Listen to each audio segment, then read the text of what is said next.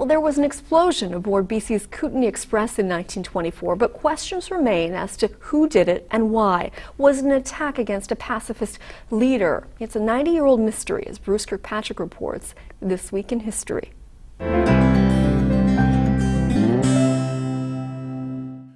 A train like this left Nelson October 29, 1924, bound for Grand Forks. Doukhobor leader Peter Varrigan boarded the train just south of Nelson at Brilliant. At 1 a.m., an explosion tore through Varrigan's passenger car. So the suspicion is that he was killed on purpose. It was a murder. Yes, because the center of the explosion was very close to where he was sitting. Varrigan was killed, as were 8 others, and the Doukhobor community mourned. He was a pacifist and a vegetarian and believed strongly in what's called toil and peaceful life, and nonviolent. They were against fighting and military service.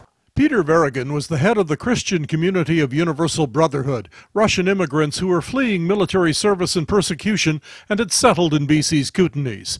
In April 1924, 6 months before his death, Varrigan wrote a letter to Premier John Oliver calling for government help in controlling dissident Doukhobors, some of whom became known as the Sons of Freedom. The third party, although very small number, that left the Doukhobor Society under the name Nudes, are obviously anarchists acknowledging no moral laws, desire to work, nothing. To this day, it's not known why the train exploded. Gas stored beneath the passenger cars for train lamps was found not responsible, but dynamite might have been. Miners and loggers were known to carry dynamite in their bags or satchels because they used them in their trade.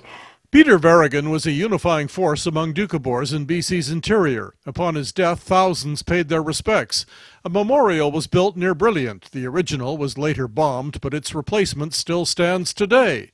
After his death, the Doukhobor community began to split into various groups under different leaders. One leader, Varrigan's son, and another, Varrigan's wife, who accused the government of plotting against her husband. Well, there was a feeling that they wanted the Doukhobors to leave and that they were taking up too much land and that they were unfair competition for the rest of the settlers and farmers.